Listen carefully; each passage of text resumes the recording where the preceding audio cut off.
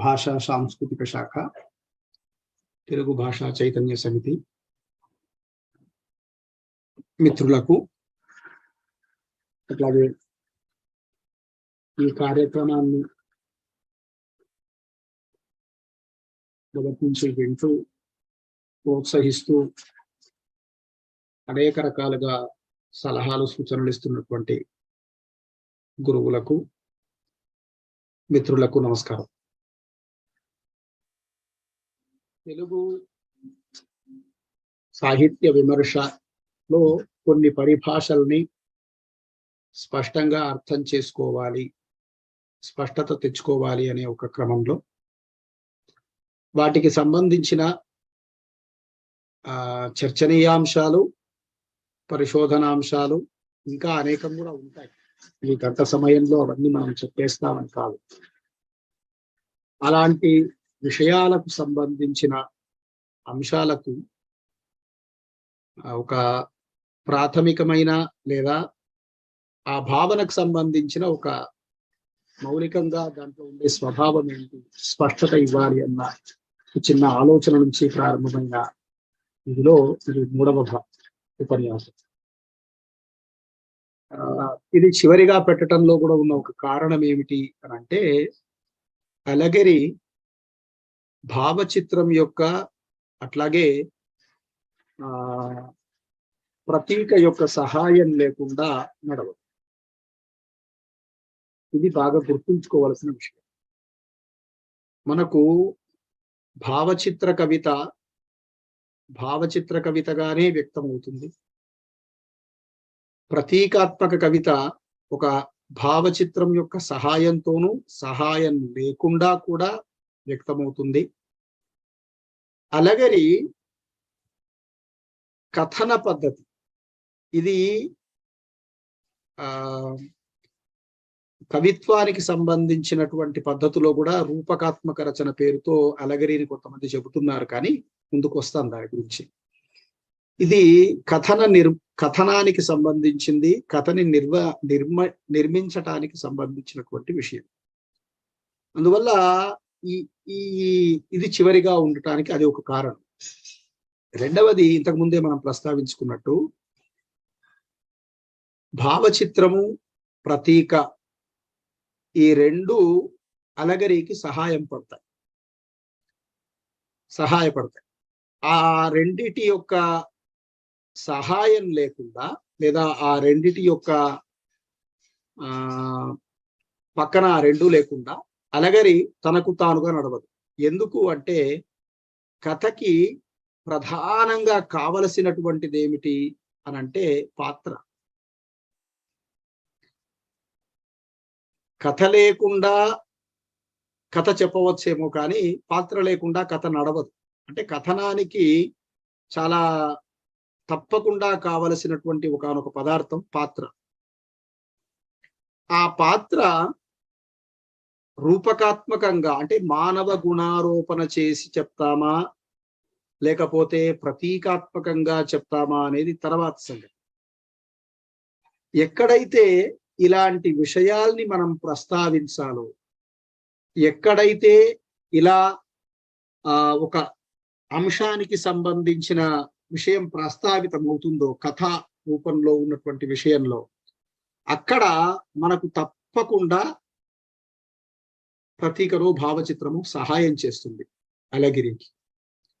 అందుకని భావచిత్రం కేవలం కవిత్వానికే అన్వయమవుతుంది అని, ప్రతీక కథ, నవల, నాటకము, కవిత్వానికి, కావ్యాలకు కూడా అన్వయమవుతుందని, అలగరి కేవలం కథకు మాత్రమే అన్వయమవుతుంది అని చెప్పదలుచుకున్న మాట. వెంటనే మనకు ఒక ప్రశ్న వస్తుంది. ప్రబోధ చంద్రోదయం లాంటి లేకపోతే సంకల్ప సూర్యోదయం లాంటి సంస్కృత నాటకాలు తెలుగులో సరే కావ్య రూపాన్నే పొందాయి అనుకోండి, ప్రబోధ చంద్రోదయం. వాటిలో అలాంటి ఎలగరి ఉంది అని, అంతరార్థ కథనం ఉంది అని చెప్తున్నారు కదండి అని అంటే, అక్కడ ప్రక్రియ నాటకమే అయినా సరే అందులో కథ లేదా కథనం ఎలగరిని ఆశ్రయించింది. అంటే ఇక్కడ మనం స్పష్టంగా అర్థం చేసుకోవలసింది, కవిత్వంలో కథాత్మక గుణం ఉంటే అక్కడ ఎలగరి ఉంది అని మనం గుర్తించవచ్చు. ఆ కథాత్మక లక్షణం లేకపోతే అది కేవలం ఒక మెటఫర్ గాను, ఒక భావచిత్రంగాను ఉండే అవకాశం ఉంది. అందుకని కవిత్వంలో లేదా కథా నవలల్లో ప్రతీక ఉంటుంది, ఎలగరి ఉండదు, లేదా ఎలగరి కథా నవలల్లో మాత్రమే ఉంటుంది అన్నప్పుడు కొంచెం స్పష్టంగా అర్థం చేసుకోవలసింది, కవిత్వము భావప్రధానంగా ఉండేటటువంటి అంశం కాబట్టి అందులో కథా నిర్మాణానికి, కథని నిర్మించేటటువంటి అవసరాలు పెద్దగా ఉండవు కాబట్టి అక్కడ ఇది అన్వయం కాదు అని మనం స్పష్టంగా అర్థం చేసుకోవాలి. అయితే ఈ క్రమాన్ని చూసినప్పుడు మనం అలగరి ఒక వచన నిర్వచనాల్ని మనం చూసామనుకోండి, it's applicable for prose and poetry అనే ఉంటుంది, ప్రోజ్ అండ్ వెర్స్ అనే ఉంటుంది నిర్వచనాలు చూసినప్పుడు. కానీ ఆ వెర్స్ లో కూడా కొంత కథాత్మకమైన లక్షణం లేనప్పుడు అలగరి ప్రతీకగాను, భావచిత్రంగాను మనకు ఉండేటటువంటి అవకాశం ఉంది. అది ముందు మనం స్పష్టంగా అర్థం చేసుకోవాల్సింది. అందుకని అలగరి అనేటటువంటి ఒకానొక అంశం కథా సంబంధమైనది, కథన సంబంధమైనది. అందులోనూ స్పష్టంగా చెప్పండి సార్ అంటే నేను కథనానికి సంబంధించింది అని భావిస్తాను. కథలో ఒక్కొక్కసారి ప్రతీక కూడా వచ్చి కూర్చోవచ్చు కదా, అందుకని ఇది కథన సంబంధి అని అంటాం. అంటే కథనం దేని మీద ఆధారపడి ఉంటుంది? కొంత కథ మీదనే కదా అని మళ్ళీ జవాబు చెప్పుకోవచ్చు. ఈ ఎలగరి అనేటటువంటి ఒకానొక మాటకి మనకు అనేక రకాలైనటువంటి పర్యాయ పదాలు తెలుగు సాహిత్యంలో కొంతమంది విమర్శకులు వాడారు. ఎలగరి అనే మాటకి చాలా గట్టి పరిచయం లేని కాలమా, లేకపోతే పరిచయం ఉన్నా దానికి భారతీయమైనటువంటి నేపథ్యం ఉంది అని చెప్పటానిక మనం స్పష్టంగా చెప్పలేం. కానీ రహస్య కథనం అనే మాట విశ్వనాథ సత్యనారాయణ గారిలోను, తర్వాత కోవెల సుప్రసన్నాచారి గారిలోను కనిపిస్తుంది. ఇది మొదటి అంశం, రహస్య కథనం అనే మాట. ఆ తరువాత అంతరార్థ కథనం అనే మాట వాడు. అంటే పైకి ఒక కథ నడుస్తూ ఉంది, లేదా ఒక కథన రీతి నడుస్తూ ఉంది. ఒక బిచ్చగాడి గురించి ఏదో చెప్తూ ఉన్నాడు అన్నట్టుగానే కథ నడుస్తూ ఉంటుంది. కానీ ఆ బిచ్చగాడు దేశాన్ని పరిపాలించే రాజు కావచ్చు, మంత్రి కావచ్చు, మరొకడు కావచ్చు. అది అంతర్లీనంగా ఆ కథలో కొనసాగుతున్నట్టుగా ఒకటి రాయవచ్చు. అలా రాయటానికి అతడు ఆ బిచ్చగాడి పాత్రని ప్రతీకగా ఎన్నుకున్నాడు, సంకేతంగా ఎన్నుకున్నాడు. ఇట్లా మనం చూసినప్పుడు అంతరార్థ కథనం అంటే పైకి కనిపించేటటువంటిది కాదు అని. ఇంకో మాట కూడా ఉంది, ద్వంద్వార్థ రచన అని, రెండర్థాలు వచ్చే రచన. ఇక్కడ రెండర్థాలు వచ్చే రచన అన్నప్పుడు మనకు ప్రాచీన కావ్యాల్లో మనకి రామాయణ మహాభారతాల్లో ఉన్న కథని కానీ, లేకపోతే నలదమయంతుల కథని, మరో కథని, ఇలా కొన్ని కథల్ని మన వాళ్ళు ఒకే పద్యంలో రెండు అర్థాలను ఇమిడించి రాసినటువంటి సందర్భాలు ఉన్నాయి. అంటే అక్కడ ఆ పదానికి ఉన్నటువంటి రెండర్థాలని కేంద్రంగా చేసుకొని, లేదా ఆ పదానికి రెండర్థాలని రచయిత కల్పించి రెండు అర్థాలు వచ్చే విధంగా ఆ పద్యాన్ని నిర్వహిస్తున్నాడు. దాని ద్వారా ఒకసారి రామాయణ కథ, ఒకసారి మహాభారత కథ కనిపించేట్టుగా చేస్తున్నారు. అంటే అది పదము ద్వారా వ్యక్తమవుతూ ఉన్నది, ఆ రకమైనటువంటి సంఘటన, ఆ రకమైన అర్థం. ఇక్కడ పదాలు అవన్నీ కూడా ప్రతీకాత్మకంగానో రూపకాత్మకంగానో ఉంటాయి. అది వ్యర్థి కావ్యానికి అలగరి ద్వంద్వార్థ రచన అన్నప్పుడు మనం అర్థం చేసుకోవలసినటువంటి తేడా. కాబట్టి వ్యర్థి కావ్యంలో ఒక పదానికి నానార్థాలు, ఒక పదానికి ఉన్న రెండర్థాలు, లేదా కవి ఒక ఆ సందర్భంలో ఆ మాటకి ఒక ప్రత్యేక అర్థాన్ని కల్పించే ఒక మాటని వాడటం, ఇలాంటివన్నీ సహాయకారిగా ఉంటాయి దేనికి? వ్యర్థి కావ్యానికి. కానీ ఇక్కడ మన అలగరిలో పదాలకు ఆ అర్థం ఉండాలని, పదానికి రెండర్థాలు రావాలని ఇలాంటివి ఏమీ అక్కర్లేదు. ఇది పూర్తిగా ప్రతీక మీదనో భావచిత్రం మీదనో ఆధారపడి కొనసాగుతుంది. కాబట్టి వ్యర్థి కావ్యము ద్వంద్వార్థ రచనగా చెప్పే ఇది ఒకటి కాదు. అది మొట్టమొదటగా మనం తెలుసుకోవాలి. మీకు వ్యర్థి కావ్యంలో ఒక పద్యాన్ని తీసుకొని మీరు ఇందులో మహాభారతంలోని ఈ సన్నివేశాన్ని చెప్తున్నాడని, రామాయణంలోని ఈ సన్నివేశాన్ని చెప్తున్నాడని మీరు ఆ సంఘటనని విభజించుకొని చూసుకోవచ్చు. అలగరి అలా విభజించు చూడటం కంటే కూడా ఆ కథ మొత్తంగా మనకు ఏం చెబుతున్నది, పైన కనిపిస్తున్నటువంటి దానికి అంతరార్థంగా ఏముంటుంది అని. అంటే కథలో మొత్తం రెండు అర్థాలు వచ్చే విధంగా, అంటే రెండు భావనలు వచ్చే విధంగా, ఇక్కడ అర్థం అన్న మాటని భావనలు వచ్చే విధంగా జరుగుతుంది అని ద్వంద్వార్థ రచన అన్నప్పుడు అర్థం చేసుకోవచ్చు. హిందీ వాళ్ళు రూపకాత్మక రచన అని, దృష్టాంత్ అని రెండు మాటల్ని వాడటం కనిపిస్తుంది. అంటే ఒక విషయానికి బింబ ప్రతిబింబ భావం కదా దృష్టాంతము అనంటే, ఆ బింబ ప్రతిబింబ భావంలాగా కనిపించే ఒక కథన దృష్టి ఉంటుంది కాబట్టి వాళ్ళు దృష్టాంతం అని వాడటం కూడా కనిపిస్తుంది. అంటే దృష్టాంత రచన అని కూడా కనిపిస్తుంది. ఇది మెటఫర్ సహాయంతో ఉంటుంది కాబట్టి రూపకాత్మక రచన, రూపకాత్మకమైనటువంటి ఒకానొక అంశాన్ని కేంద్రంగా చేసుకుంటుంది అని అక్కడ మనకు స్పష్టంగా తెలిసేటటువంటి వీరు. కాబట్టి రూపకాత్మ రచన అని ఎందుకు, అది కూడా ముందు వస్తాను. ఆ తరువాత రూపక కథనం, రూపక కావ్యం, రూపక కవిత ఇలాంటి మాటలన్నీ కూడా రూపకాన్ని కేంద్రంగా చేసుకొని మన వాళ్ళు ఎలగరికి వాడారు. ఇంకో రకంగా హిందీలో అన్యోక్తి అనే మాట కూడా వాడారు.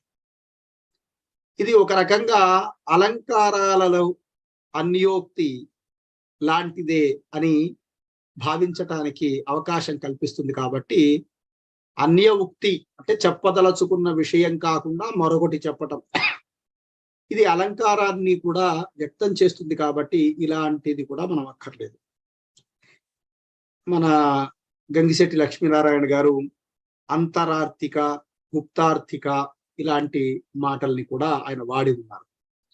సరే, మనకు ఈ ఎలగరి అనేటటువంటి మాటని ఇన్ని రకాలుగా వాడటానికి కారణాలేంటి అని అన్నప్పుడు,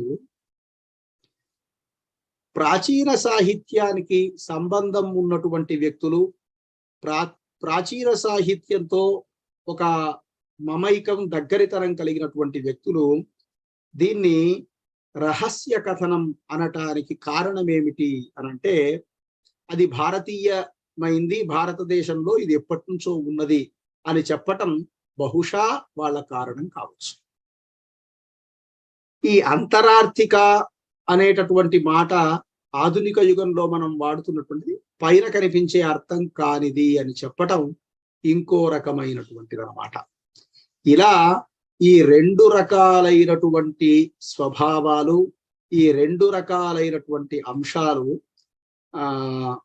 మనకి అలగరిలో కనిపించటం వల్ల ద్వంద్వ అర్థము, దృష్టాంతము ఇవన్నీ కల్పించడం వల్ల ఇన్ని రకాల పేర్లు కనిపిస్తున్నాయి.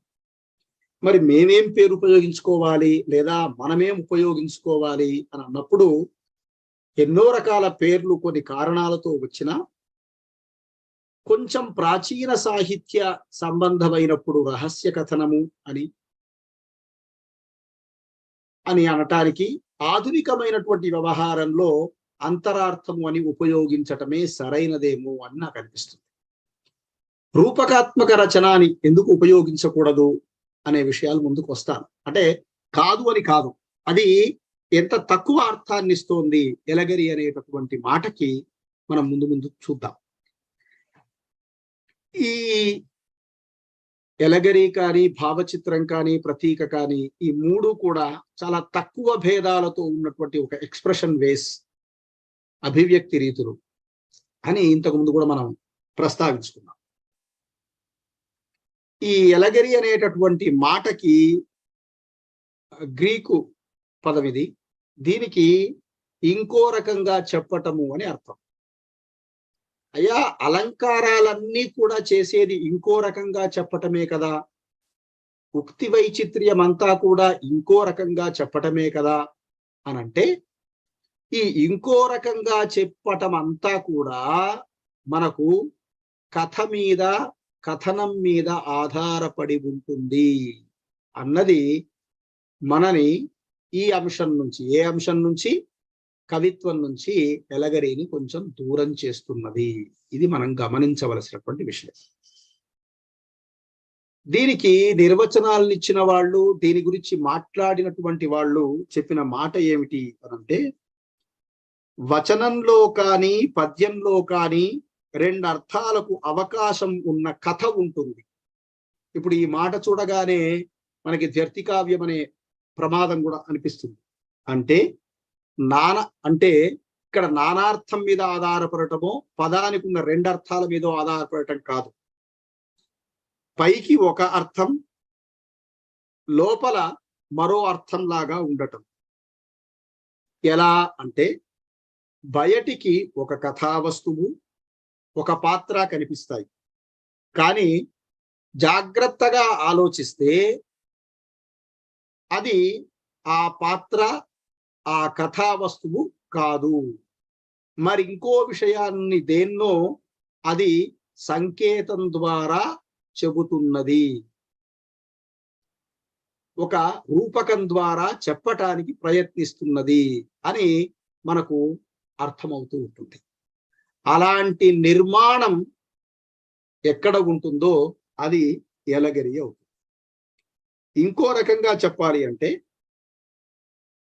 ఒక రహస్యాన్ని లేకపోతే ఒకానొక తాను చెప్పదలుచుకున్నటువంటి ఒకానొక భిన్నమైనటువంటి స్వభావాన్ని చెప్పటం కోసం రచయిత ఒక మార్గాన్ని, అంటే ఒక ప్రతీకను, ఒక భావచిత్రాన్నో ఎన్నుకొని చేసే ప్రయత్నం. అందుకనే ఎలగరిలో ఉండేటటువంటి చాలా విషయాలు ప్రతీకాత్మకంగా ఉంటాయి. చాలా విషయాలు ప్రతీకాత్మకంగా ఉంటాయి. అది ఒక్కొక్కసారి శీర్షికలోనూ కనిపిస్తుంది, ఒక్కొక్కసారి కథలో కూడా కనిపిస్తుంది. అందువల్ల సంకేతం పెట్టుకుంటాడు కథకి కానీ, కథా వస్తువు కానీ, పాత్రకు కానీ. అలాంటి ఒకానొక సంకేతాన్ని నిర్వహించుకుంటూ, నిర్మించుకుంటూ తుదదాకా వెళ్ళినప్పుడు అది ఏమవుతుంది? అలగరికల్ కథ అవుతుంది. మొన్న మనం ప్రతీకాత్మక లేదా ప్రతీకతో కూడినటువంటి కథ అన్నప్పుడు ఓ పువ్వు పూసింది అని చలం గారి కథని ఉదాహరణగా అనుకున్నాం. ఈ కథలో ఆ పువ్వు మొగ్గగా ఉండటం, పెరగటం, ఇలా అది మళ్ళీ నేల మీద పడి మరణించేంత వరకు లేదా వరకు స్త్రీని సంకేతంగా చేసుకొని రాశాడు అన్నాం. ఇక్కడ ఇది ఎలగరికల్ ఎలిమెంట్ ఉంది, కానీ ఇది ఎలగరికల్ కథ కాకపోవటానికి కారణం ఏమిటి అనంటే, ఈ సంకేతం చివరిదాకా స్త్రీ జీవితాన్ని చూపిస్తున్నది తప్ప ఒక కథాత్మకమైనటువంటి కథన రీతిని అనుసరించలేదు. ఒక కథన పద్ధతి లేదు. పైకి చూడటానికి పువ్వు వేరు, చెప్తున్నది స్త్రీ అనేటటువంటి ఒకనొక నిర్మాణం ఉంది. ఈ ప్రతీక అలా కొనసాగుతూ ఏం జరిగింది? చివరికి ఆ ప్రతీకనే కొనసాగింది. కానీ ఇందులో ఎలగరికల్ ఎలిమెంట్ కథనానికి సంబంధించింది. ఆ కథన రీతిలో ఈ పువ్వు పుట్టుక వికాసాలు ఏవైతే ఉన్నాయో అవి చెప్తున్నట్టుగానే ఉండి అది స్త్రీని సూచిస్తూ ఉంది, వెంటనే సూచిస్తూ ఉంది. దాంట్లో మరో పాత్ర లేకుండా కూడా కొనసాగుతూ ఉంది. అందుకని కథనానికి తక్కువ ప్రాధాన్యం వచ్చింది అక్కడ. కొంత చూడటానికి ఒక్కొక్కసారి అది ఎలగరినేమో అని అనిపించేటటువంటి నిర్మాణం ఉండవచ్చు. అది ఎలగరి అనేటటువంటి వాదన కూడా కొన్ని సందర్భాల్లో ఉండవచ్చు. వల్లంపాటి వెంకట సుబ్బయ్య గారు దాన్ని ప్రతీక కథగాను అంతరార్థ కథగాను రెండు రకాలుగాను ఆయన భావించి అలాంటి దృష్టితోనే వ్యాఖ్యానించారు. కానీ అందులో ఎలగరికల్ ఎలిమెంట్ ఉంది, కానీ పూర్తిగా ఎలగరికల్ స్వభావం లేదు. దానికి కారణం, నేను అనుకుంటున్నటువంటి కారణం ఏమిటి అని అంటే, అది ఒక పాత్రతో కొనసాగటం, అట్లాగే అది చివరి దాకా ఒక సంకేతాన్నే కొనసాగిస్తూ కథన రీతి తక్కువగా ఉండటం, ఈ రెండు కారణాలు నేను భావిస్తున్నాను. చర్చకు అవకాశం ఉన్నటువంటి విషయం ఇది. తరువాత ఎలగరి ప్రాచీన సాహిత్యం నుంచే ఉంటే ఎందుకు అలాంటి శిల్పాన్ని, అలాంటి ఎలగరికల్ కథన విధానాన్ని మహాభారతము అనుసరించింది అని, రామాయణ మహాభారతాల్లో కూడా ఇలాంటి లక్షణం ఉందని, ఇప్పుడు కబీర్ లాంటి వాళ్ళు లేకపోతే తులసీదాస్ లాంటి వాళ్ళు హిందీలో రామాయణం రాసినప్పుడు ఆత్మ పరమాత్మల యొక్క వివేచన, లేకపోతే పరమాత్మ కోసం ఆత్మ యొక్క వెతుకులాట, ఇలాంటి అర్థాలని కల్పిస్తూ రాశారు కదా అని మనకి కొన్ని ఉదాహరణలు దొరుకుతాయి. ఎందుకు ఇది ప్రాచీన సాహిత్యంలో ఎక్కువగా కొనసాగలేదు, ఎక్కువగా ఇది ఎందుకు కనిపించలేదు అనంటే, ఇందులో ఒకసారి అలగరికల్ కి సంబంధించిన ముడి విడిపోతే అందులో మనం మళ్ళీ ఆలోచించదగినటువంటి లేదా ఒక తాత్వికమైనటువంటి ఒక ఫిలాసఫికల్ గా మనం మరల మననం చేస్తే కానీ మనకు బోధపడకుండా ఉండే స్థితి ఇందులో తక్కువ. కథనం ఒక్కసారి అందులో ఉన్న రెండవ పొర మనకు తెలిసిపోతే అందులో మళ్ళీ మనం కొత్తగా వెతుక్కునేటటువంటి అవకాశాలు తక్కువ. అలా వెతుక్కోవటానికి ప్రయత్నించినా అందులో ఆ వస్తువులో ఇంకేదో అంశాన్ని చూడవలసిందే. కానీ ఇప్పుడు ఉదాహరణకి పిపీలికం అనే కథ రావిశాస్త్రి గారు రాశారు. ఆ కథలో సమకాలీన విద్యా వ్యవస్థని కేంద్రంగా చేసుకొని మనం కొన్ని ఆలోచనలు అందులో ఉన్నాయి అని మనం వేరే చెప్పుకోవటం వేరు. కానీ అలగరికల్ ఎలిమెంట్ ని మనం మాట్లాడేటప్పుడు మరో రకమైన అవకాశం మనకేమీ అక్కడ కనిపించదు. అందుకని అందులో తాత్వికత అన్నది పెద్దగా మళ్ళా మననం చేయటానికి అవకాశం లేకపోవటం వల్ల ఇది కొనసాగలేదు అని. మరో రకమైనది ఏమిటి అంటే, ప్రతీక వచ్చిన తర్వాత అలగరికి అంత అవకాశం లేకుండా, ప్రతీక ఆధారంగానే ఇది జరుగుతుంది కదా, ప్రతీకలో ఇంకా తాత్వికమైన అర్థం, పాఠకుడి యొక్క ఆలోచనకి మేధస్సుకు పదును పెట్టే విధంగా ఇంకెన్నో రకాలైనటువంటి అర్థాలు వచ్చే అవకాశం ఉంది కదా. అలాంటి స్వభావం అంతా ప్రతీకలో ఉండటం వల్ల ఎలగరికల్ బహుశా ఎక్కువగా ఆ రకమైనటువంటి రీతిలో కొనసాగలేదేమో. ఇది ఒక కారణం అనుకుంటున్నాను. తరువాత అలగరికల్ కి సంబంధించినటువంటి అంశాల దగ్గరికి వచ్చినప్పుడు దీంట్లో ప్రధానంగా ఒక 4 లక్షణాలు కనిపిస్తాయి మనకి. అంటే ఈ రకమైనటువంటి అంశాలే భావచిత్రానికి ప్రతీకకి ఎలగరి భిన్నమైనది అని మనకు అర్థం చేయిస్తున్నాయి, మనకు అర్థమయ్యేట్టు చేస్తున్నాయి. ఒకటి, ఎలగరిలో తప్పనిసరిగా కథ ఉంటుంది. ఇది ఇప్పుడు చేతనావర్త కవుల్లో ఒకరైనటువంటి కోవెల సంపత్ కుమారాచారి గారు ఇల్లు అనే పేరుతో అనుకుంటారు, గుర్తున్నంతలో ఇల్లు ఒక రూపకాత్మక రచనను చేశారు. ఎలగరికల్ కవిత అని కూడా వాళ్ళు కొంతమంది వ్యాఖ్యానించి ఉన్నారు. అందులో ఆ కవితలో ఇల్లు దేశానికి సంకేతం చేసుకొని, ఇల్లు అనేది ఒక భావచిత్రంగా ఆయన తీసుకుని, ఒక మెటఫర్ గా తీసుకొని, దాని వెనక ఒక చిన్న కథ లాంటిది అల్లుకుంటూ ఏదో చెప్పడానికి ప్రయత్నిస్తారు. అందులో కథ ఉండటం వల్ల మాత్రమే అది ఎలగరికల్ లోకి రావటానికి లేదా రూపకాత్మక రచనలోకి రావటానికి రూపకాత్మక కథనంలోకి రావటానికి అది అవకాశం ఇచ్చింది. ఇంకో రకంగా చెప్పాలి అంటే మరో భావాన్ని స్ఫురించే కథాన్వయం. ఇదే మాటని ఇంకో రకంగా చెప్పాలంటే, అంటే కేవలం మనం కథ ఉంటుంది అంటే సరిపోదు, ఆ కథ మరో అర్థాన్ని స్ఫురించే విధంగా చివరిదాకా ఆ సంఘటనలు కూడా కొనసాగుతూ ఉండాలి. అలాంటి అన్వయం కుదరాలి. నేను ప్రతీకలు వాడేశాను, ఆ ప్రతీక ద్వారా ఆ విషయమంతా వ్యక్తమవుతూ ఉన్నది. పువ్వు పూసింది కథలాగా, ఆ పువ్వులో పుట్టినదాది మరణించేదాకా ఉండేటటువంటి దశలు ఏవైతే ఉన్నాయో ఆ దశలన్నీ ప్రతీకకి తనకు తానుగా అన్వయమవుతూ ముందుకెళ్ళిపోతూ ఉన్నాయి. మనం ఆ మాటని పువ్వు పూసింది, పువ్వు విరబూసింది, మధుపం వచ్చి తాగింది, అది చనిపోయింది, ఇలా చెప్పినప్పుడు కూడా మనకు ఆ అన్వయం ఒకటి తర్వాత ఒక సంఘటన, ఒకటి తర్వాత ఒక సంఘటన కొంత వచ్చి ప్రతీకతో అది కొనసాగిపోతుంది. ఈ అన్వయం చివరిదాకా ఒక కథలో కొనసాగటం అనేటటువంటి లక్షణం ఒకటి ఎలగరికి ప్రత్యేకత. రెండవది, సరే ఇంతకు ముందే అనుకున్నట్టు లోపల బయట రెండు అర్థాలు ఉంటాయి, కానీ నానార్థాలు వ్యర్థి కావ్యాల్లో ఉండేటటువంటిది కాదు.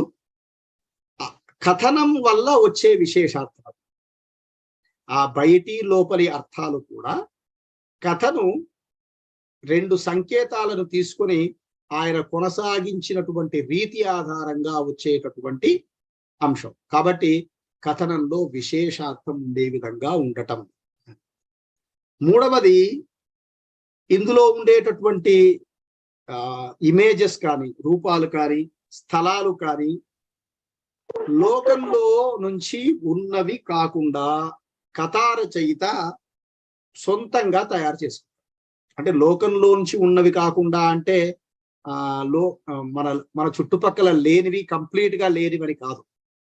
ఇదే భూమి, ఇదే చెట్టు, ఇదే నేల, ఇదే ఆకాశం, ఇదే లోకంలో ఉన్నదే. కానీ ఆయన వాటిని తీసుకున్నటువంటి స్పేస్, స్థలం ఏదైతే ఉందో అది ఆయన చేత తయారు చేయబడి, ఆయన చేత వ్యక్తం చేయబడి ఉంటాయి. తర్వాత ఇందులో ఉండేటటువంటి పాత్రలన్నీ కూడా చాలా వరకు మూస పాత్రలుగా ఉంటాయి. మూస పాత్రలు, ఆర్కిటైప్స్ అని. ఇప్పుడు ఇది ఒక పెద్ద ఇబ్బంది కూడా ఉంది ఇక్కడ. ప్రతీక కవి చేత సృష్టించబడేటటువంటిది కదా, మరి ప్రతీక యొక్క సహాయం అలగరికి కావాలి కదా. అలాంటప్పుడు ఇవి మూస పాత్రలుగా ఎట్లా ఉంటాయి అనంటే, ఇక్కడ అర్థం చేసుకోవలసింది, చీమ అనే పాత్ర ఉందనుకుంటే అది ఒక రచయిత ప్రతీకగా చీమ ఒక శ్రామికుడికి ఉదాహరణగా తీసుకున్నాడు. కానీ చీమకు ఉండేటటువంటి కొన్ని స్వభావాలు ఏవైతే ఉన్నాయో అవన్నీ కూడా నిర్ణీతమై ఉన్నటువంటి స్వభావాలు లేదా నిర్ణీతమైనటువంటి అంశాలు. ఏమండి? అంటే చీమ అన్న పాత్ర మూసనే, కానీ అది ఏ అర్థంలో వ్యక్తం చేయబడిందో అది ప్రతీకం. ఏమండి? అందుకని ఇందులో అర్థం కాని పాత్రలు ఉండటానికి ఎక్కువగా అవకాశం. సోకు పిల్లి అని రావిశాస్త్రి గారు రాసినటువంటి కథలో కూడా ఆయన ఒక ఒక నాయకుడు, అతను ఎలాంటి ప్రయోజనాలు పొందుతున్నాడు, ఇలాంటి అంశాలని కేంద్రంగా చేసుకుని రాసుకుంటూ వెళ్తాడు ఆయన. పిల్లికుండే స్వభావము, దాని లక్షణాలు మూసగానే ఉంటాయి, కానీ రచయిత వాడినటువంటి అర్థం ప్రత్యేకంగా ఉండే విధంగా చూడటానికి ఆయన ప్రయత్నం చేస్తాడు. ఇది గమనించాల్సింది. ఇక్కడ ఈ రకాల ఈ 4 రకాల అంశాలు ఏవైతే ఉన్నాయో అవి భావచిత్రం కంటే కూడా, ప్రతీక కంటే కూడా భిన్నమైంది. భావచిత్రంలో కవి తానే ఎన్నుకున్నటువంటి ఒకానొక ఇమేజ్ ఉంటుందని, ప్రతీకలో తాను దర్శించిన ఇమేజ్ ఉంటుంది అని ఇంతకుముందు మనం అనుకున్నాం.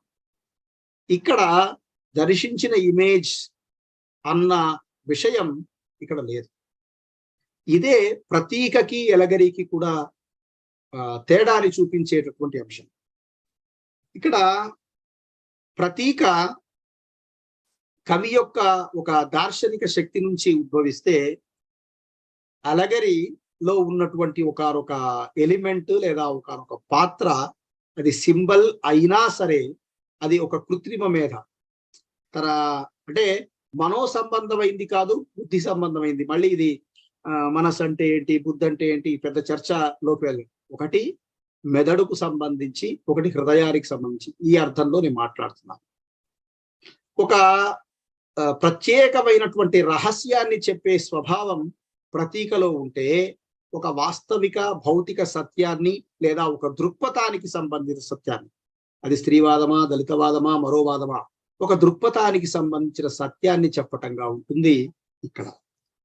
తర్వాత కవి ప్రతీకని తానే స్పష్టం అయ్యేట్లుగా ఎక్కడో మనకు అవకాశాన్ని కల్పిస్తూ ఉంటాడు. అక్కడ వస్తు తత్వదర్శనం ప్రధానమైంది. ఇక్కడ వస్తువు యొక్క తత్వం కాదు, వస్తువు యొక్క ప్రతిపాదన కథనం ద్వారా వ్యక్తం కావటం వీడికి ప్రధానం. ఇది ఒక తేడా. తర్వాత ప్రాతినిధ్యం అన్నది ప్రతీకకు వర్తిస్తుంది, అలగరికి వర్తిస్తుంది. అసలు కవిత్వం దేనికైనా ప్రాతినిధ్యం వహిస్తుంది. ఇన్ జనరల్ గా చూస్తే ప్రాతినిధ్యం లేకపోతే ఒకనొక వస్తువుని మనం ఒక వస్తువుకి ప్రాతినిధ్యం చేయకపోతే అక్కడ పోలిక ఎక్కడ వచ్చి కూర్చుంటుంది. కాబట్టి ప్రాతినిధ్యం అనేది ఇన్ జనరల్ గా అన్నిటికీ, అలంకారానికి, భావచిత్రానికి, ప్రతీకకి, అలగరికి అన్నిటికీ వర్తిస్తుంది.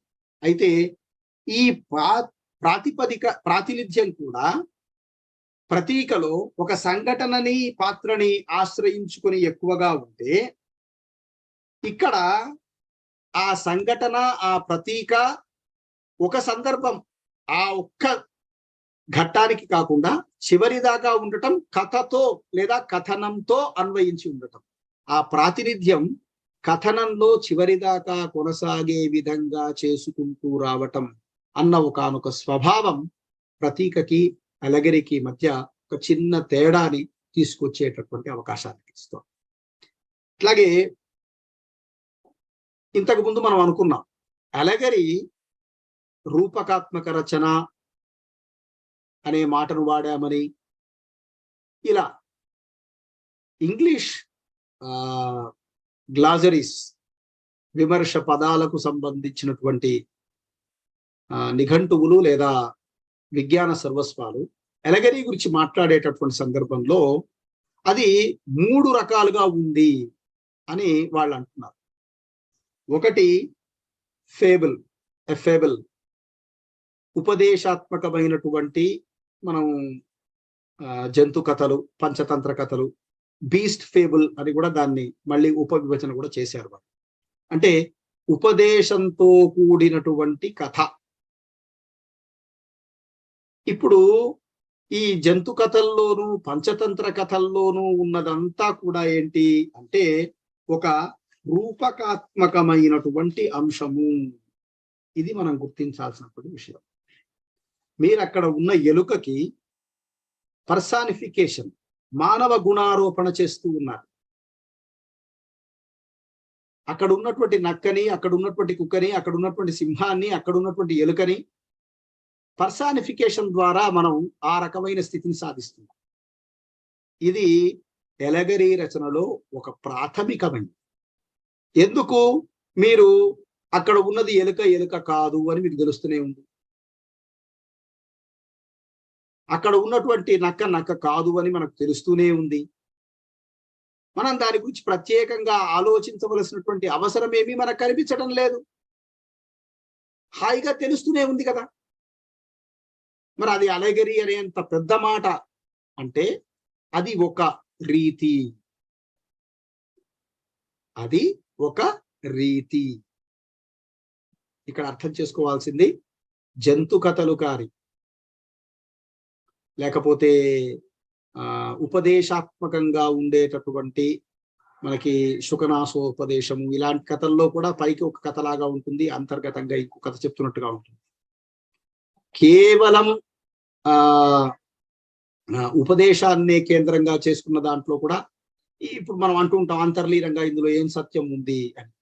అలాంటి ఒకానొక నిర్మాణం ఎలగరీలో ఒక దశ, ఒక ఈజీగా అర్థమయ్యే విధానం.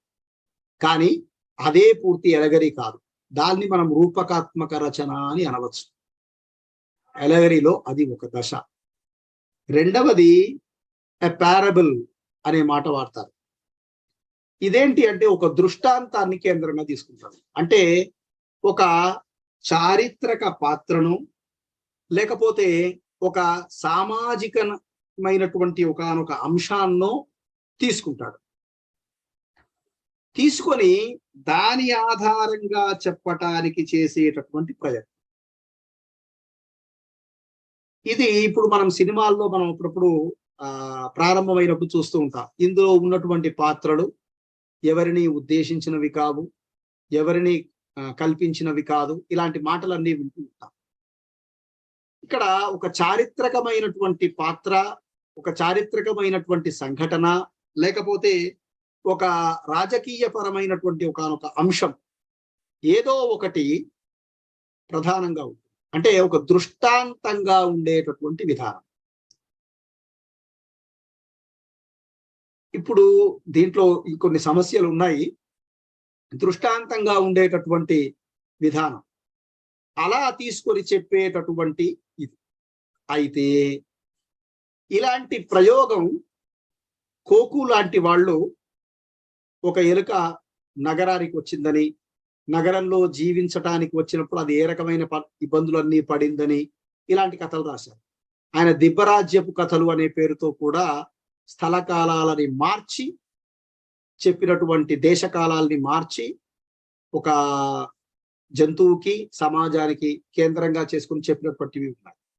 అయితే అవి మరో రకమైనటువంటి అలాంటి దృష్టాంతంతో నేపథ్యంగా ఉండి పైకి ఒక కథ, దాని వెనక ఇంకో కథ ఉండే విధంగా ఉండేటటువంటి రెండవ విధానంగా కనిపిస్తుంది. దాన్ని హిందీ వాళ్ళు ఉపమిత్ కథ అని కూడా అన్నారు. దృష్టాంత కథ అనే మాటతో పాటు ఉపమిత్ కథ అన్నారు. వాళ్ళ ఉద్దేశం ఏమిటి అనంటే ఒక పోలిక ఆధారంగా మనం మరో రకమైనటువంటి అంశాన్ని వ్యక్తం చేయటానికి ప్రయత్నం చేసేటటువంటి ఒకానొక కథన రీతి అన్న ఉద్దేశంలో వాళ్ళు ఆ మాటని వాడటం కనిపిస్తుంది. ఆ తరువాత ఎక్సెంబ్లం అనేటటువంటి ఇంకో ఎలగరికల్ రీతిని కూడా ప్రస్తావించారు. ఇది ప్రాచీన సాహిత్యానికి తాత్విక గ్రంథాలకి ఎక్కువగా, అక్కడ వాళ్ళు ఏమంటారు అనంటే మతము తాత్వికతల పునాది మీద నడిచేటటువంటిది అని అలాంటి కథల్ని చెప్పారు. సరే, ఇందులో బైబిల్ని తీసుకోండి, మత గ్రంథాలని తీసుకోండి, ఇంతకు ముందు మనం ప్రస్తావించినటువంటి ప్రబోధ చంద్రోదయం అన్న హేమచంద్రుడి నాటకం సంస్కృతంలో అద్వైత సిద్ధాంతాన్ని చెబుతుంది అని, వేదాంత దేశికులు రాసినటువంటి సంకల్ప సూర్యోదయం అన్న నాటకం దానికి తర్వాత వచ్చినటువంటిది ఇది విశిష్టాద్వైత సిద్ధాంతాన్ని చెప్తుంది అని, ఇలాంటి మాటలు మనం విని ఉన్నాం. ఇలాంటి అంశాలు ఆ తాత్వికమైనటువంటి ఒకానొక సత్యాన్ని చెప్పడం కోసం చేసినటువంటి అంశంగా. ఈ ప్రబోధ చంద్రోదయం దగ్గరికి వచ్చేసరికి జ్ఞానేంద్రియాలు, కర్మేంద్రియాలు, పంచషన్మాత్రలు, మనసు, బుద్ధి, అహంకారము, చిత్తు, అచిత్తు, ఈశ్వరుడు, ఇలా 26 తత్వాలకు సంబంధించినటువంటి ఒకానొక సంయోజన అంతా కూడా ఆ నాటకంలో చివరికంటా కొనసాగే విధంగా రచించుకుంటూ వచ్చాడు. ఇలా రచించటం ఒకటి. అంటే ఎలగరీని ఇది నేను ఒకటి ప్రాథమికము ఒకటి ఉన్నతము అనటంలో నా ఉద్దేశం ఏమిటి అంటే అది అర్థమయ్యే విధానాన్ని బట్టే తప్ప మూడింటిని మనం ఎలగరీలో ఉండేటటువంటి 3 విధానాలని అర్థం చేసుకోవాలి.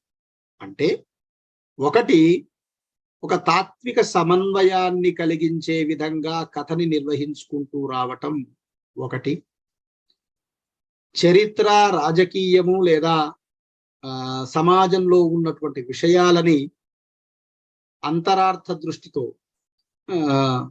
ఇంద్రభవనం అని ఒక నవల ఉన్నది. ఇంద్రభవనం నవల మన ఎమర్జెన్సీ టైంలో వచ్చింది అని అంటారు. అది పైకి మహాభారతంలో ఉండేటటువంటి కథలాగా ఇంద్ర విజయం అనుకుంటారు, ఇంద్రభవనం కాదు, కరెక్ట్ గా గుర్తురాట్లేదు, ఆనందరామ్ గారిదే గుర్తున్నంతో. ఆ కథలో పైకి మహాభారత కథలాగా ఉంటుంది కానీ అది జనతా ప్రభుత్వం రావటం అనేటటువంటి ఒకనొక సంకేతాన్ని చెప్తుంది అని,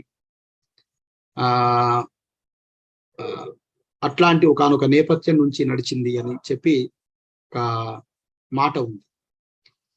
ఇలా ఒక చారిత్రకమైనటువంటి రాజకీయమైనటువంటి అంశాన్ని వ్యక్తం చేస్తూ ఉండేటటువంటి నిర్మాణంలో ఉండేటటువంటిది ఒక రకం. ఇలా ఈ జంతు కథలు 3వ రకం.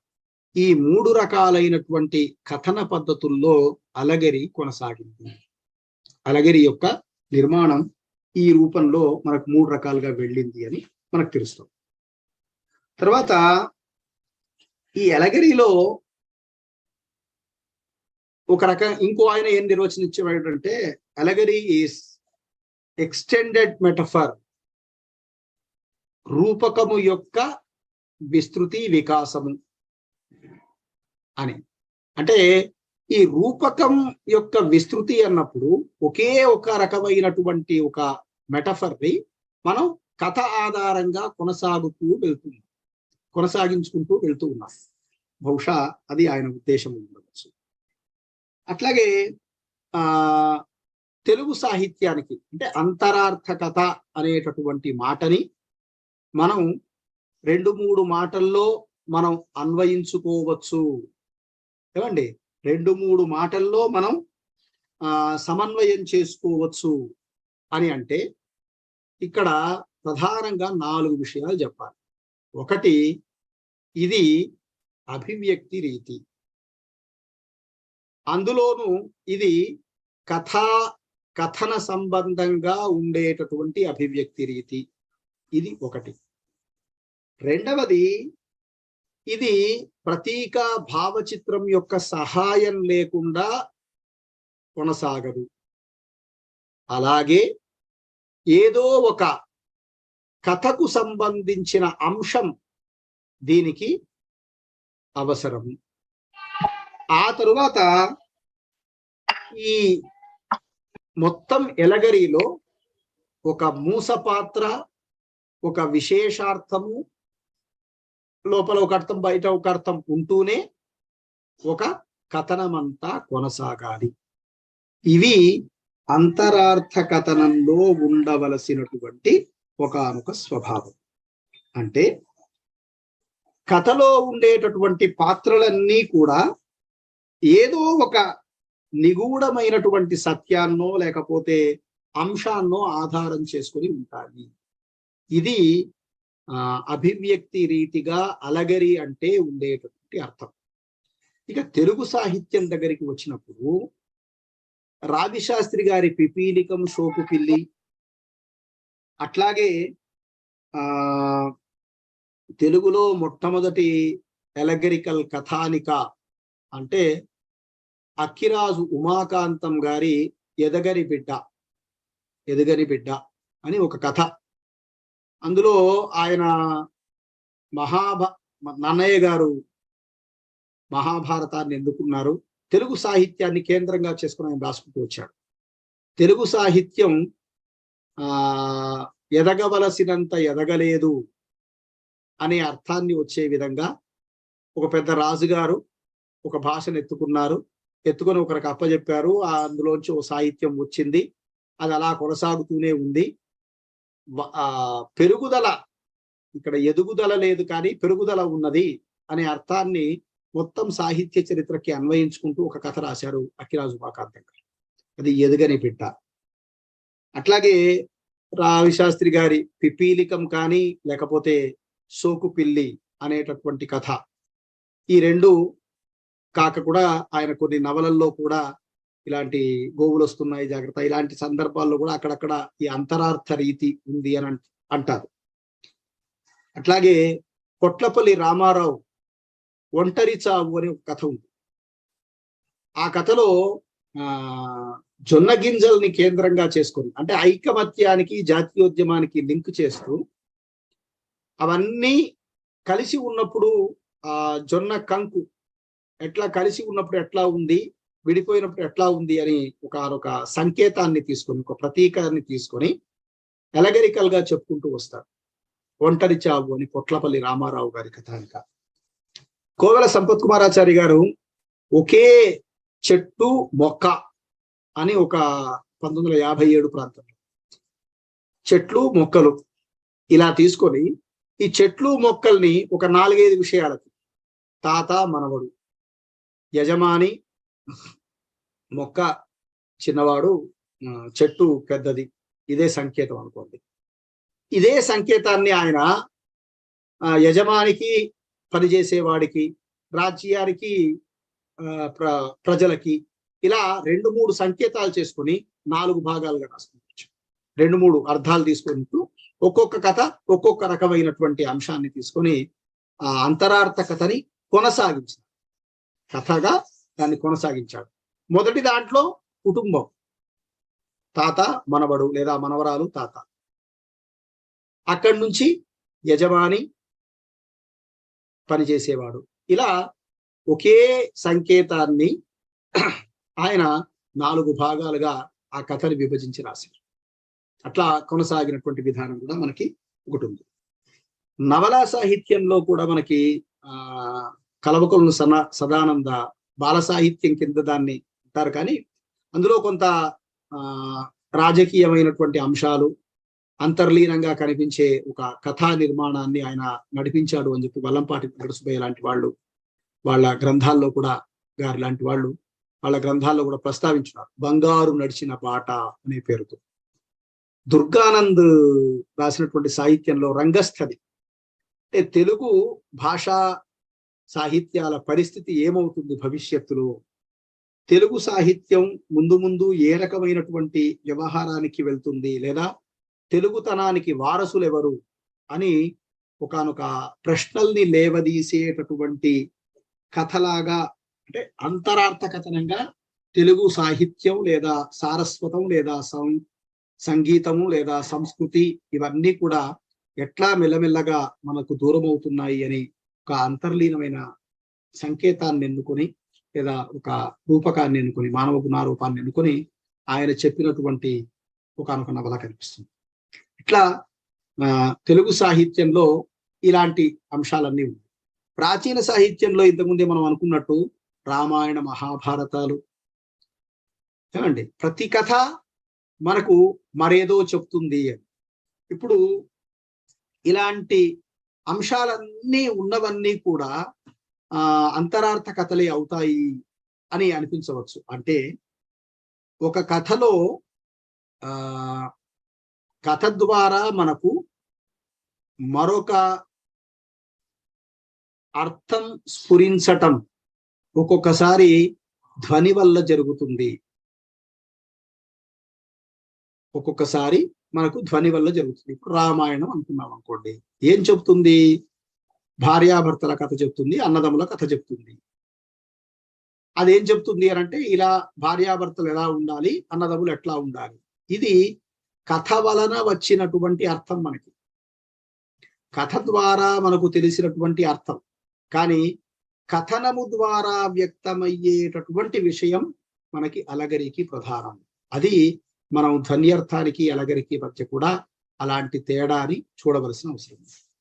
ఇక తెలుగు సాహిత్యం దగ్గరికి వచ్చినప్పుడు అంతరార్థ కథన విమర్శ అన్నది తెలుగు సాహిత్యంలో గరుడోపాఖ్యానాన్ని ఎన్నుకొని, అట్లాగే నన్నయ్య గారి కథాకథన విధానాన్ని ఎన్నుకొని విశ్వనాథ సత్యనారాయణ, గరుడోపాఖ్యానాన్ని ఎన్నుకొని తరువాతి కాలంలో కోవెల సుప్రసన్నాచార్య, పూర్ణమ్మ అన్న ఒకనొక గురజాడ అప్పారావు గేయాన్ని ఆయన పూర్తిగా లక్ష్మీతత్వం అంతా అందులో ఉంది అని వారు వ్యాఖ్యానించినారు. అయితే ఆ వ్యాఖ్యానంలో అలగరి, అందులో కథ ఉంది కదా, పూర్ణమ్మలో కథాత్మకమే గేయమే కదా అని అన్నారు. అయితే దాంట్లో చివరి మరణానికి సంబంధించి ఆమె ఆత్మహత్య చేసుకోవటం లేదా తనను తాను, ఈ పూర్ణమ్మ కథకి దానికి కొంచెం లింక్ కుదరని స్వభావం కూడా కొంచెం కనిపిస్తుంది. కానీ గరుడోపాఖ్యానానికి వ్యాఖ్యానం చేసి ఉన్నారు. పల్లంపాడి వెంకట సుబ్బయ్య గారు కథాశిల్పము నవలా శిల్పంలో అంతరార్థ కథనంలో వచ్చినటువంటి కథలేంటి, ఆ కథలు ఏ రకమైనటువంటి చైతన్యాన్ని, ఎలాంటి అంశాన్ని సాహిత్యానికి అందించాయి అని చెప్పటం లాంటిది ఆయన చేశారు. ఈ అంతరార్థ కథనం మీద ఒక 2-3 వ్యాసాలు వీరభద్రయ్య గారు తన సూత్రమన్వయం పుస్తకంలో రాయటం. ఆ తరువాత ఈ అంతరార్థ కథనాన్నే కేంద్రంగా చేసుకుని రాజేశ్వరమ్మ అని ఒకరు పిహెచ్డి చేశారు. ఎంఫిల్ తెలుగులో ఎలగరికల్ సాహిత్యం అనే పేరుతో కొంత ఆమె వీరభద్రయ్య గారి దగ్గరనే అనుకుంటాను ఎస్వి యూనివర్సిటీలో ఇప్పుడు పనిచేస్తున్నారు. వారు ఎంఫిలో ఏదో చేశారు. ఆ తరువాత అంతరార్థ కథనానికి సంబంధించి ప్రత్యేకంగా తెలుగులో పెద్ద అధ్యయనాలు జరగలేదు. కానీ ప్రబోధ చంద్రోదయం, నాచికేతోపాఖ్యానం, అట్లాగే గంగిశెట్టి లక్ష్మీనారాయణ గారు మను చరిత్రని ఎలగరికల్ ఎలిమెంట్ ద్వారా ఆ వరుడు ప్రవరుడు ఎట్లా అయ్యాడు, ఆ ప్రవరుడి యొక్క సంకేతం ఏంటి అని ఆ మొత్తం కథలో ఉన్న అలగరికల్ విషయాలేంటి అని మాట్లాడినటువంటి సాహిత్య విమర్శా వ్యాసాలు కొన్ని వచ్చి ఉన్నాయి. కానీ తెలుగు సాహిత్యంలో ఎలగరికల్ గా చెప్పబడేటటువంటి సాహిత్యము చాలా తక్కువగానే ఉంది. దాని మీద వచ్చినటువంటి విశ్లేషణ కూడా చాలా తక్కువగానే ఉంది. ఈ క్రమంలో చూసినప్పుడు అయితే అలగరికల్ కథ మిగతా కథన రీతుల కంటే కూడా, అంటే లేఖా కథనం కానీ మరొకటి కానీ, వాటికంటే కూడా ఇది రచయిత యొక్క దృక్కోణాన్ని, అతని యొక్క దృక్పథ వాస్తవికతని కళ్ళ ముందు తీసుకురావటానికి చేసేటటువంటి ఒకానొక ప్రయత్నం అలగరిలో కనిపిస్తుంది. అయితే ఈ రకమైనటువంటి అంశాలన్నీ ఎలగరిలో ఉన్న మా టీచర్స్ కూడా ఇందులో ఉన్నారు కాబట్టి ఒక ప్రస్తావన చేస్తూ, ప్రాగ్రూపానికి ఎలగరికి మధ్య మనకు పెద్ద తేడా ఏం లేదేమో అనిపిస్తుంది. అది కూడా ప్రాక్ కథనం అనే అనువాదం రూపంలో కూడా మనకి ప్రాగ్రూపం, ప్రాక్ కథనం అనే లాంటి మాటల అనువాదం కూడా కనిపిస్తుంది ఎలగరికి ఆర్కిటైప్ కి సంబంధించి. అయితే ఆర్కిటైపు పాత్రగతం, అది అన్కాన్షియస్ గా వ్యక్తమవుతుంది అని, అది యూంగ్ యొక్క సిద్ధాంతం నుంచి వచ్చింది అని చెప్పి మనం అంటూ ఉంటాం. అయితే కవిత్వంలో ప్రతీక కానీ, ఒక ఎలిమెంట్ లేదా ఒక వర్ణన కానీ అన్కాన్షియస్ గా, అంటే అతను రాస్తున్న ఒకానొక స్థితిలో, సమాధి స్థితిలోంచి వ్యక్తమైతే కావచ్చు. కానీ కథలో అలాంటి అన్కాన్షియస్ ని కొనసాగించటం, ఇంతకుముందు నేను చెప్పిన ఇంద్రసింహాసనం, ఇప్పుడు సరిగ్గా గుర్తొచ్చింది ఆ పేరు, ఇంద్రసింహాసనం అనే నవల ప్రాగ్రూప నవలగా మనకి ఆనందారామం గారు లాంటి వాళ్ళు చూపించి ఉన్నారు. అది కథా సంబంధమైనప్పుడు అది ఆ మొత్తం అన్కాన్షియస్ గానే ఎట్లా ఉంటుంది? అది కథన రీతి అయినప్పుడు అది అలగరికల్ గా, అంటే పైకి చూడటానికి ఒక అర్థము, తర్వాత ఒక అర్థాన్ని ఇవ్వాలి కదా. కాబట్టి ప్రాగ్రూపము అన్నది మళ్ళీ మనం ఒక కథని నిర్మించటానికి అవసరమైనటువంటి ఒక ద్రవ్యాన్ని ఇచ్చేలాగా ఉంటుంది తప్ప అది పూర్తిగా కొనసాగదు. ప్రాగ్రూపంలో ఉన్నటువంటి అంశం, ఉదాహరణకి కిన్నెరసాని పాటలు, విశ్వనాథ సత్యనారాయణ రాసినటువంటి కిన్నెరసాని పాటల్లో కిన్నెర నది అయింది. సరే, నదినే ఆయన ఎందుకు నది అయింది అన్నదానికి ఒక కల్పన చేశాడు. అక్కడ ఒక రాయి ఉన్నది. ఆ రాయి ఏడ్చి ఏడ్చి కరిగి కరిగి వాడు ఏడ్చి ఏడ్చి వాడు రాయి అయిపోయిండు.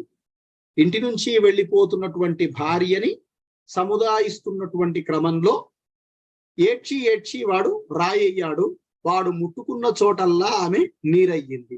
అట్లా ఆమె నీరయ్యింది, వాడు రాయి అయ్యాడు. ఇక్కడ ఈ ఈ ఎలిమెంట్ లో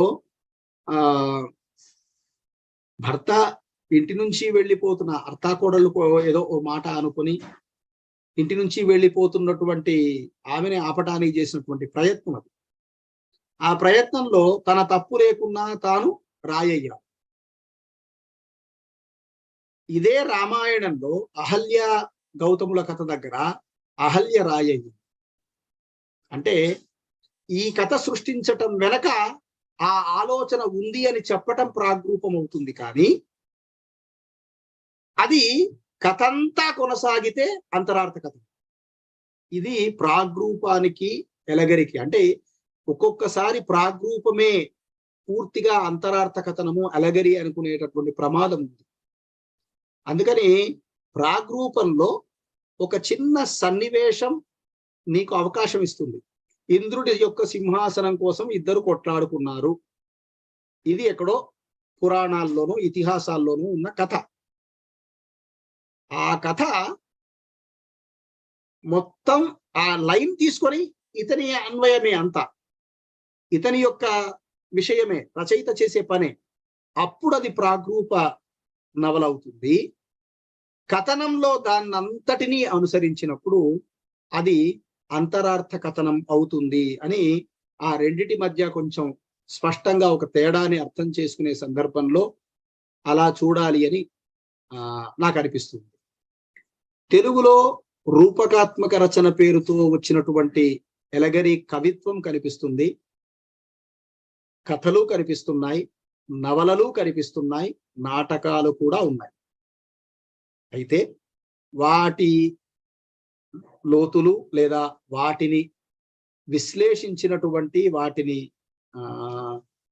జల్లెడ పట్టినటువంటి సాహిత్య విమర్శ అంతరార్థ కథనం విషయంలో అంతగా రాలేదు అనేది ఒకటి. అలాగే అలగరీని అర్థం చేసుకోవటానికి, అసలు ఏ కవిత్వమైనా అర్థం చేసుకోవటానికి అనాల్సి వస్తుందేమో, మిగతా వాటికంటే కూడా ఈ అలగరి కానీ, ప్రతీక కానీ, భావచిత్రం కానీ అర్థం చేసుకోవటానికి మనకి పోయిన వారమే మనం ప్రతీక గురించి అనుకున్నట్టు సందర్భము, రచయిత యొక్క దృక్పథము, అట్లాగే రచయిత ఏ రకమైనటువంటి భావజాలాన్ని ఎన్నుకొని అలాంటి కథని నిర్మించినాడు, ఆ కథ వచ్చినటువంటి సమయం ఏంటి, సందర్భం ఏంటి, ఇలాంటి విషయాలన్నిటినీ మనం కొంత తెలుసుకున్నప్పుడు పై పొరలో ఉన్న కథ ఏమిటి, రచయిత అంతర్గతంగా లేదా అంతరార్థికగా లేదా అంతరార్థంగా ఏం చెప్తున్నాడు అన్నది మనకు మరింత స్పష్టంగా తెలిసేటటువంటి అవకాశం.